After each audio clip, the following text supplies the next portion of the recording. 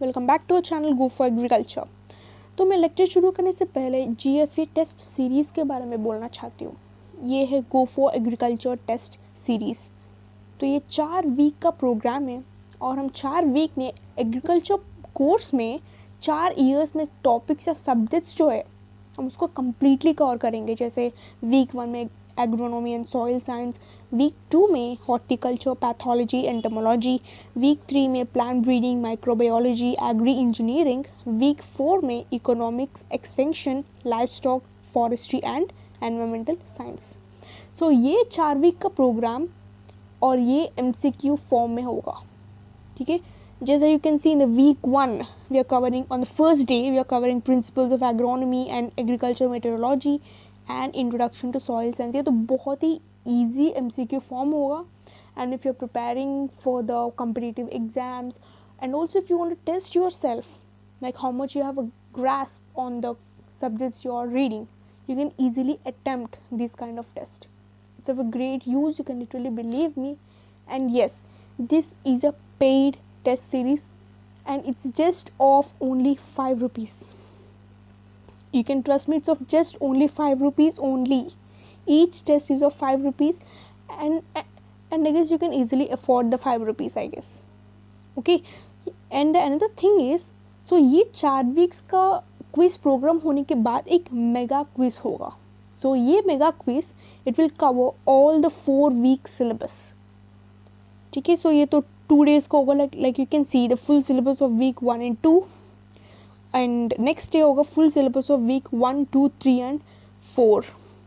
ठीक है, so this is about the GFA test series and if you have any queries or if you want to know more information you can DM us on Insta @GoForAgriculture, and yes, and also we'll provide you the link in the description box. Okay, yes, and let's start with our next lecture. It's lecture 15 and topic है supply and elasticity of supply। तो बहुत easy और interesting topic है, तो चलो अब शुरू करते हैं। हाँ, सो इस टॉपिक में हम 3 टर्म्स को देखेंगे। एक है सप्लाई, प्राइस और डिमांड। तो पहले प्राइस का मतलब क्या है? प्राइस का मतलब है कॉस्ट। जैसे मान लो एक मैगी पैकेट का कॉस्ट है 12 रुपीज़, तो ये 12 रुपीज़ होगा प्राइस।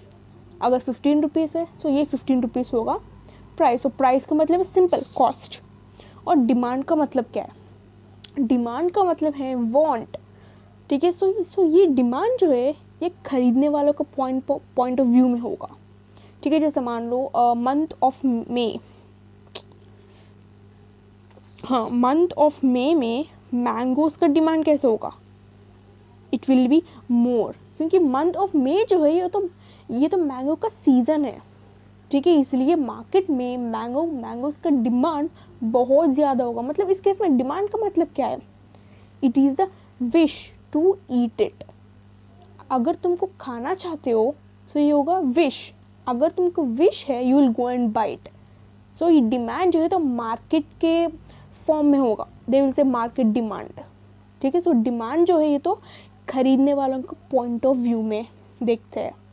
सो सप्लाई का मतलब है हम इसको भेजने वालों को पॉइंट ऑफ व्यू में देखते हैं। ठीक है, like for example if you think that you are selling the mangoes, इस केस में तुम कितने मैंगोज सेल में ऑफर कर रहे हो। ठीक है, जैसे मान लो you are going to sell your mangoes in a market. ठीक है, सो तुम मॉर्निंग आके you sat in a market with your mangoes.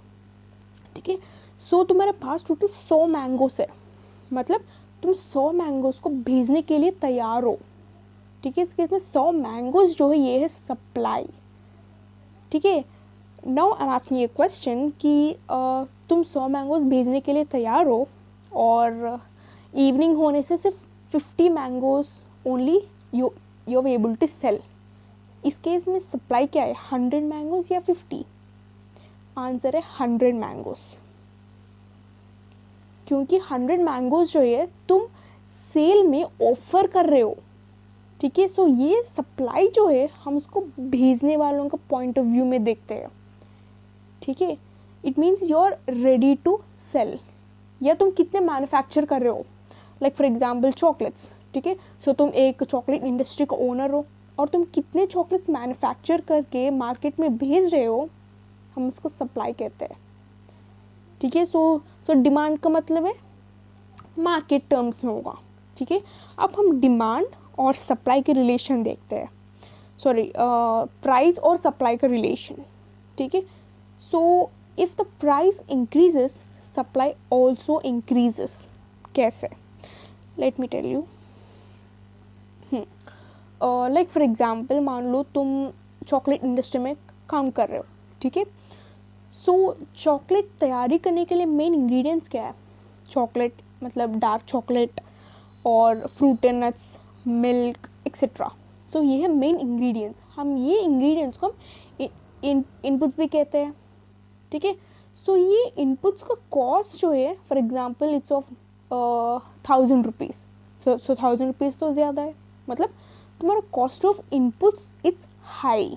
सो अगर कॉस्ट ऑफ इनपुट ज़्यादा होगा तो कॉस्ट ऑफ प्रोडक्शन भी ज़्यादा होगा।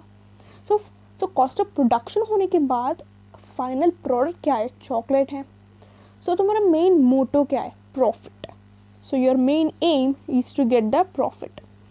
सो since your cost of production is high, cost of input is high, so you will sell the chocolate for the higher price, ठीक है।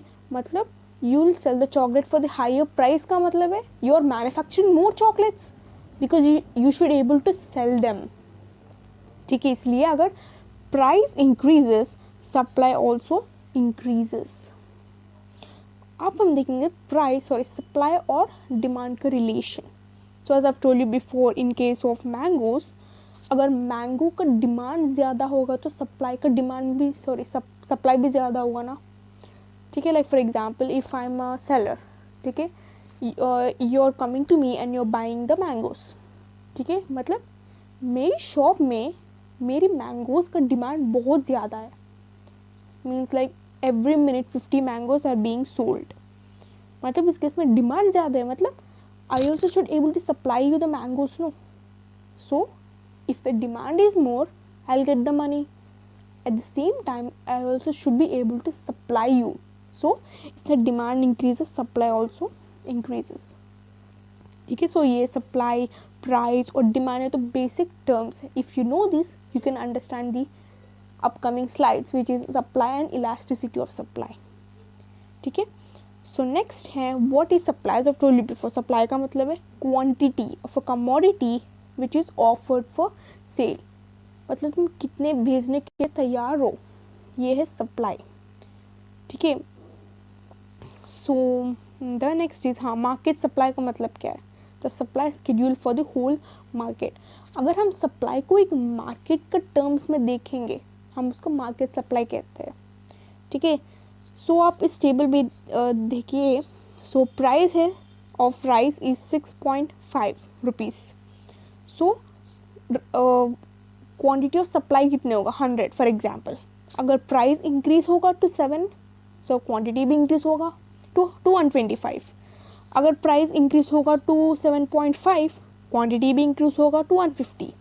अगर प्राइस होगा 9 रुपीज़ पर केजी, सप्लाई क्वांटिटी सप्लाई भी increase होगा, ये होगा 250। सो तुम इस केस में what you can able to understand is if the price increases supply also increases, ठीक है। नेक्स्ट है law of supply. So law of supply जो है it tells you about price और प्राइस और सप्लाई के बीच में रिलेशन जो है, this is law of supply. As I've told you, if the supply increases, price increases.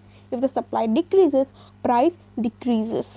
ठीक है। अगर प्राइस और सप्लाई दोनों इंक्रीज होगा, हम उसको एक्सटेंडेड और एक्सटेंशन ऑफ सप्लाई कहते हैं।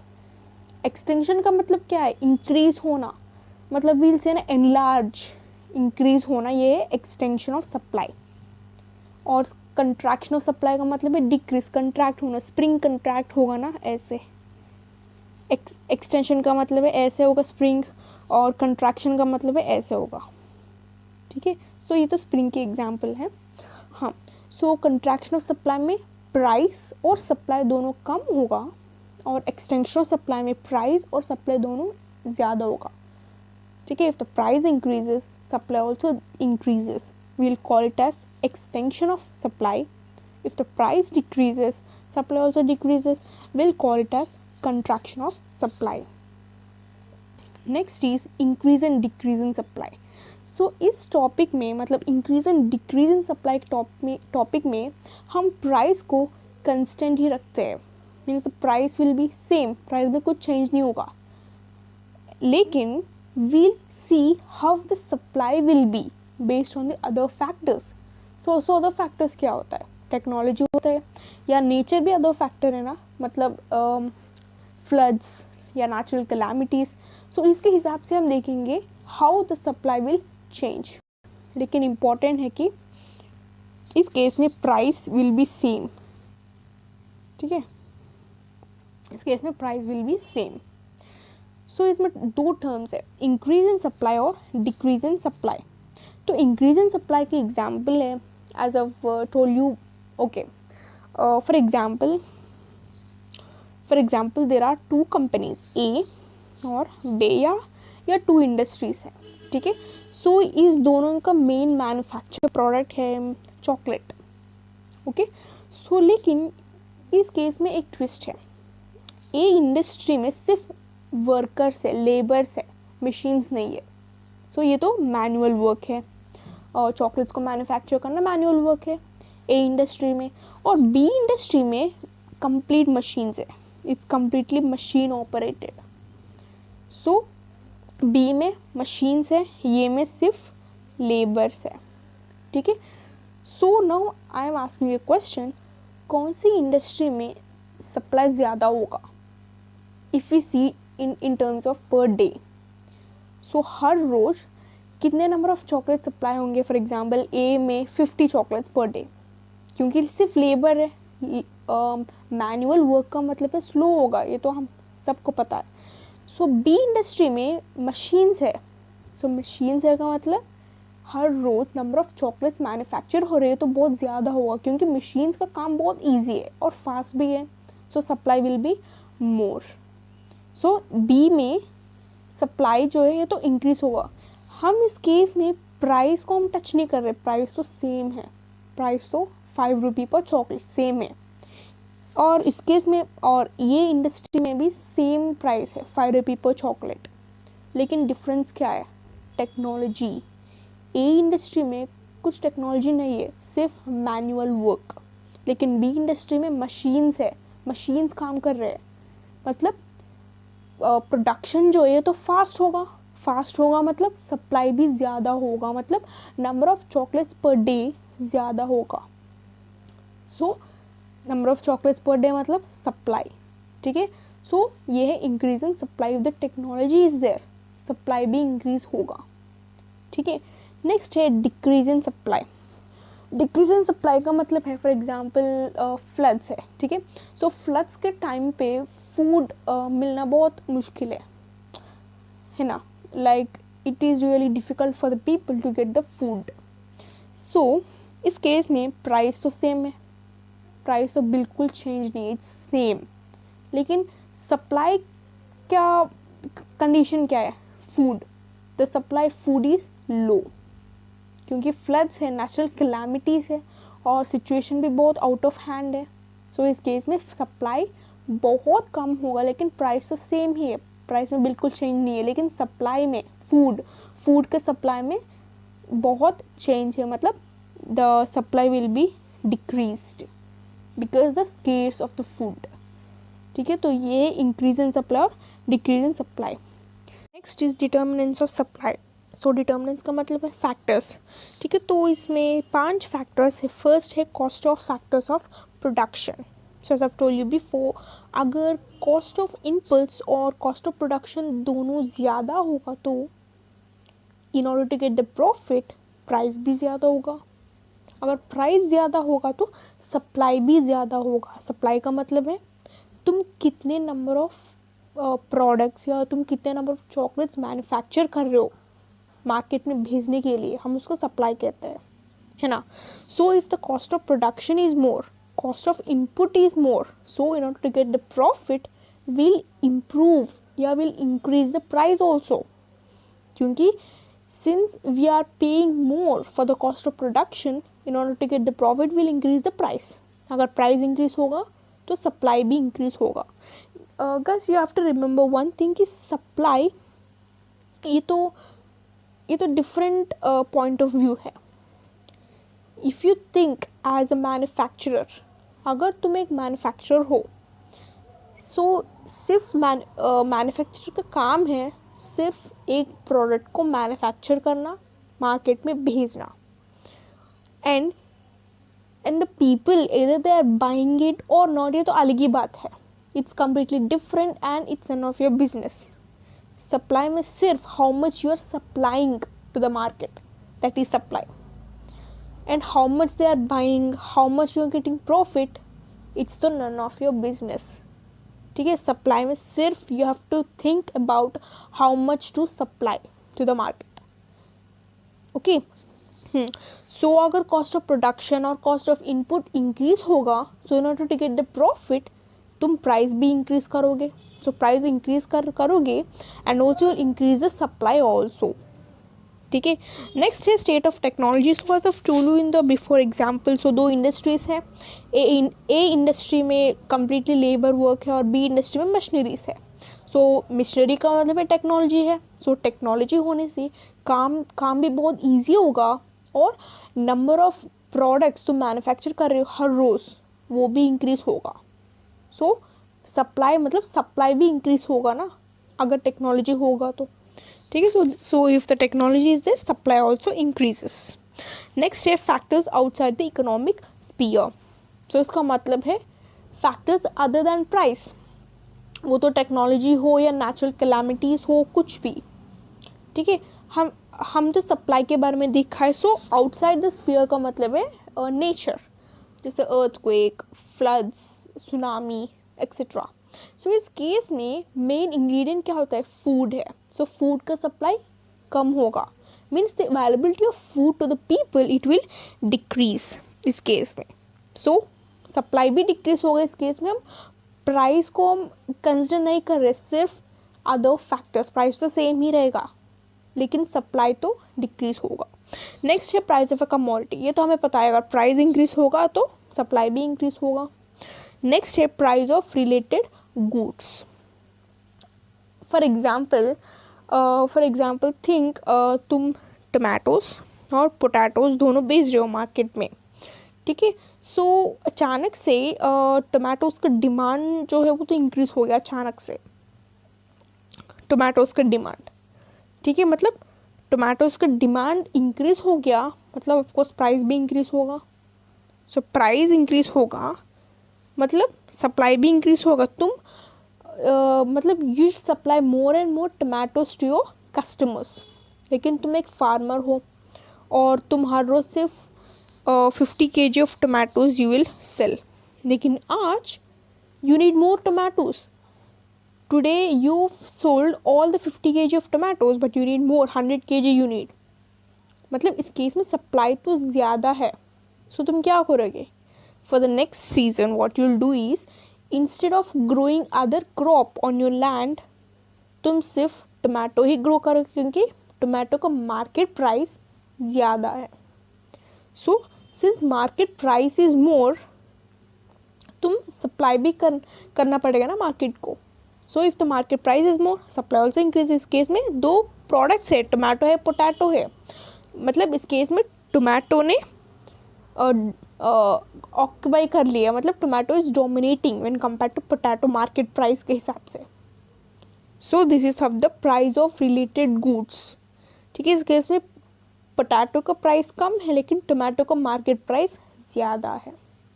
सो मार्केट प्राइस ज़्यादा होने से the farmer he should cultivate only tomato to the market, है ना. So if the market price is more, supply also will be more. Next is elasticity of supply. So this elasticity of supply measures the degree of responsiveness of quantity supplied to the price in the commodity. So इसका formula है percentage change in quantity supplied by percentage change in price. और अब इसको solve करने से you will get delta QS मतलब change in quantity supplied by change in price into price by quantity supplied, मतलब initial price by initial quantity of supplied. So next है different types of elasticity of supply. First है perfectly in elastic supply. इसमें price has no influence on quantity. For example land, ठीक है, for example तुम्हारे पास बहुत पैसे हैं और तुम एक लैंड खरीदना चाहते हो, जैसे 3 एकड़ का लैंड, ठीक है. सो अचानक से the land rate has increase to 10 lakhs अचानक से. सो इस केस में प्राइस इंक्रीज हो गया. So according to the thing we learn, what we have learned, if the price increases supply also increases. क्या इस केस में प्राइस तो इंक्रीज हो गया 10 lakhs, क्या सप्लाई भी इंक्रीज होगा? सप्लाई का मतलब लैंड का, सो 3 एकड़ का लैंड है 10 lakhs, सो प्राइस तो इंक्रीज हो गया. क्या वो 3 एकड़ लैंड विल बिकम 4 एकड़? नो. लैंड जो है ये तो फिक्स्ड एसेट है या फिक्स्ड थिंग है. So land won't be changed. अगर प्राइस इंक्रीज या डिक्रीज होने से लैंड जो है ये तो फिक्स्ड ही रहेगा. So there will be no change in supply. ठीक है, सो ये है best example for perfectly in elastic supply. ठीक है, और आप इस ग्राफ को भी देखिए. प्राइस है P1 P2, so price has increased, लेकिन सप्लाई देखिए वो तो सेम ही है. So and the value of this perfectly in elastic supply is 0. Okay, next है relatively inelastic supply. So the supply of good is relatively less responsive to the change in price. जैसे मान लो clothes है, cloth. So clothes जो है वो तो basic necessary है. So अगर clothes में या clothes का price में huge difference है, जैसे 5 रुपी है, it became 50 rupees. So ये huge difference है. So price इंक्रीज या कम होने से क्लोथ्स का सप्लाई जो है उसमें इतना डिफरेंस नहीं होगा. either it will be same or it may change a little bit, but not, it won't change as price has changed. Price के बीच में बहुत सारे डिफरेंस है, लेकिन सप्लाई में इतने डिफरेंस नहीं होगा, बस 1 या 2% डिफरेंस होगा. Means the supply is less responsive to the changes in the price, क्योंकि क्लोथ्स जो है तो बेसिक नेसेसिटी है. So if you're manufacturing the clothes, so if you're like for example if you're manufacturing cotton cloth, ठीक है, so like you're manufacturing the cotton cloth from the cotton, ठीक है, अगर वो क्लॉथ का प्राइस इंक्रीज या कम होने से, मतलब if there is huge difference in the price, क्या तुम तुम्हारा सप्लाई को स्टॉप करोगे या और you will supply according to the change in price? No. Clothes जो है तो बेसिक नेसेसिटी है, अगर उसका प्राइस ज़्यादा या कम होने से सप्लाई में उतना डिफरेंस नहीं होगा. ठीक है, so this is the example of relatively in elastic supply. और आप इस ग्राफ को भी देखिए. सो प्राइस में ह्यूज डिफरेंस है, लेकिन क्वांटिटी में only small difference, quantity supplied. So इसका वैल्यू होगा less than 1. Next is unit elastic supply. So ये यूनिट इलास्टिक सप्लाई में percentage change in quantity supplied and percentage change in price are equal. अगर एक product का price 10% increase होने से supply भी 10% इंक्रीज होगा, या प्राइस 20% डिक्रीज होने से सप्लाई भी 20% डिक्रीज होगा, मतलब इस केस में चेंज जो है वो तो सेम है. This is unit elastic supply और इसका वैल्यू भी होगा इक्वल टू 1. नेक्स्ट है relatively elastic. So quantity supplied is relatively more responsive to the changes in the price. ठीक है, so you can see this picture, if the price is less, difference जो है तो बहुत small difference है, लेकिन quantity supply देखिए बहुत ह्यूज डिफरेंस है. So if there is a small difference in the price, the quantity difference will be more. ठीक है, और if the small difference in the price, जैसे if the price is decreased by 10%, so supply का difference जो होगा 20% होगा. ठीक है, so ये है relatively elastic और इसका value होगा greater than 1.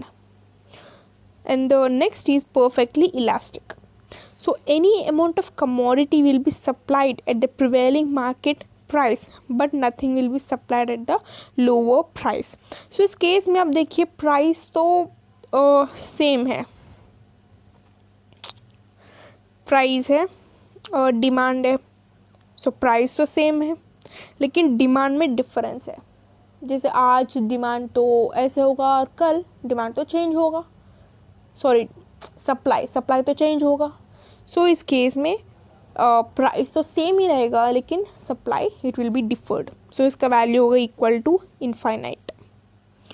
So next is determinants of elasticity of supply. ठीक है, सो इसमें टोटल 2 डिटर्मिनेंट्स है या फैक्टर्स है. एक है टाइम, दूसरा है cost and feasibility of storage. So time में a longer time period it will allow the producers to make adjustment in the quantity in response to price changes. और ये टाइम जो है it will be highly elastic. ठीक है, next है cost and feasibility of storage. So इसका elasticity of supply होगा बहुत कम होगा. ठीक है, so next is exceptional supply curve और backward tending labour supply curve. So let me tell you this with an example. जैसे मान लो तुम एक इंजीनियर हो, ठीक है, और तुम एक बिल्डिंग को कंस्ट्रक्ट कर रहे हो और तुम एक इंजीनियर हो.